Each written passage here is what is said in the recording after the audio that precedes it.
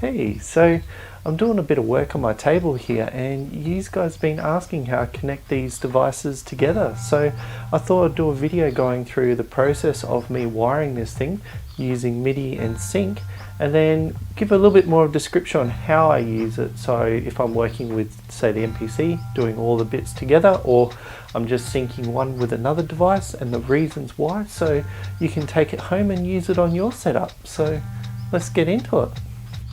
To help me out, I've got my Drum Brew and my Microfreak, and I wanted to do a bit of a pros and cons of each stage, but they're disconnected from my setup.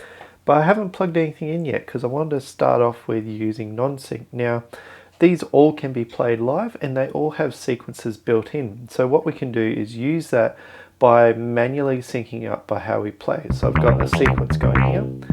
I've got a drum beat. So first I'll just make sure they've got the same tempo, which is 120 beats per minute. If I hit play, that's going to start, and then if I follow the beat,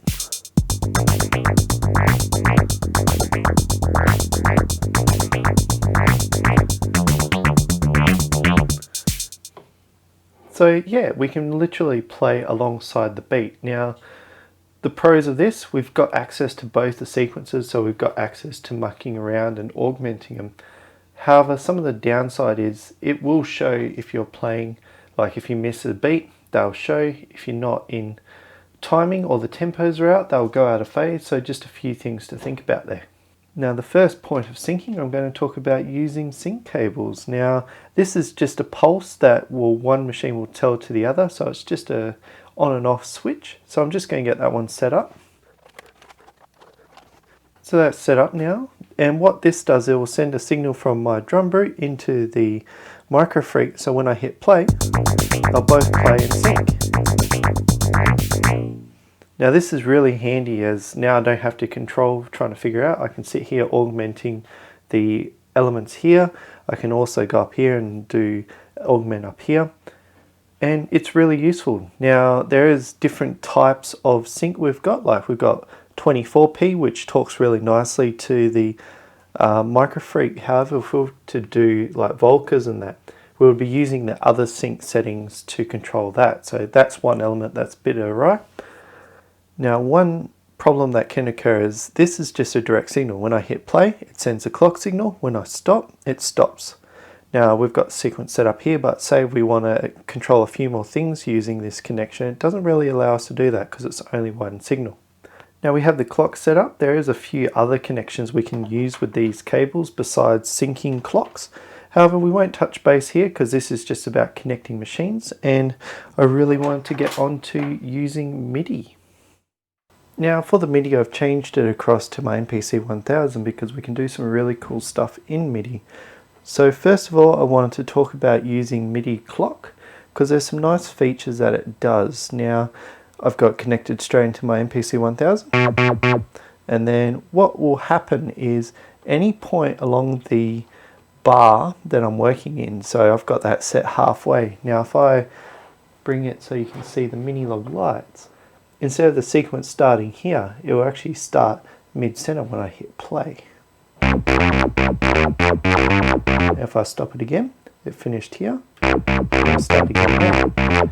So this means there's no way this process will get out of sync with wherever you start in the song, which is really handy because this way we're still using the sequence on the Minilogue and we can still augment it, but whatever the MPC is doing, with all this other gear connected to it, will stay in sync. And this leads to my final point, is the last part of MIDI sync is we get all the goodness of MIDI as well. So I've got a little external keyboard off screen here. Now everything that you do in the sequencer, we can actually use on the Minilogue. So we can use CC to control the values of the potentiometers here. We can actually program our melody up here, not using this sequencer. So everything is controlled by the MPC 1000, and this is just a module that we can get sound from. Now this is really good if you're making a song or you're playing live and you got one point of call for everything's happening. I can use this to switch between tracks and that. However, we do sort of miss out on the functionality of this sequencer. So it's this payoff between having hardware-based gear where you're jumping around your different devices to everything being controlled by one point. Now that I've gone through each of the different types of syncing we can do, I thought I'll give a practical example going over how I sync all this gear up that's in front of me on this table. Now, I have my MPC, which is the brains of the operation, but instead of using the pads, I prefer to use a keyboard. So I've got the KeyStep Pro here in front of me, and that's got a MIDI connection directly to the MPC 1000. And then what I've done is I've got the out of the MPC 1000, go into a MIDI through, which I hide away under here, which is done by Cat Skull Electronics, which I really enjoy his gear. And it's quite small and easy to tuck away. And yeah, from that MIDI through, it goes to all these different bits of gear. Now the reason why I have a MIDI through and then have the master signal get split there into each of the devices is if you daisy chain, so I go MIDI into here, MIDI into here, MIDI out, MIDI into here, MIDI into there. What that will do is it creates a bit of delay in your signal. So you could have this a little bit ahead of this, which can be picked up with the audio. So to stop all that, I have everything synced here. Now, with MIDI as well, we do have channels. So each one of these devices is set to a channel. So I've got 1, 2, 3, and 10. Just because I came from a sound canvas background and all your drums are on 10. And yeah, each one of these, I can go into here, I can change which MIDI port I'm controlling in a sequence, and then I can play that track, make the monologue play in a certain track. I can make it part B with a different track, and then I can go into track mutes, or we can go, yep. And then I can control which sequences are playing just by turning tracks on and off.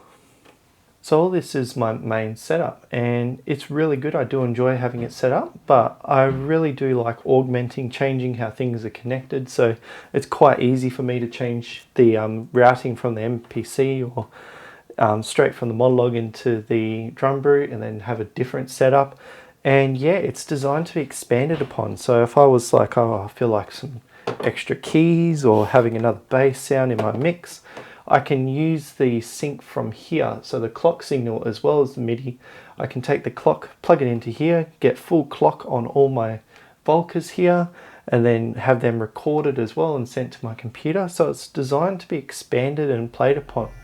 So I hope that's given you a bit of a hand on how to set something like this up. Now, I have my pieces of gear here. You might have something else, and yeah, this works for me, but it might not work for you. So definitely experiment, move things around, see how it works for you.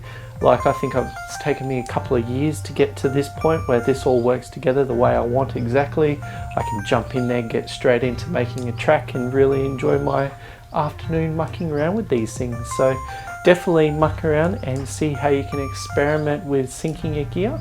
And I hope to see you next time.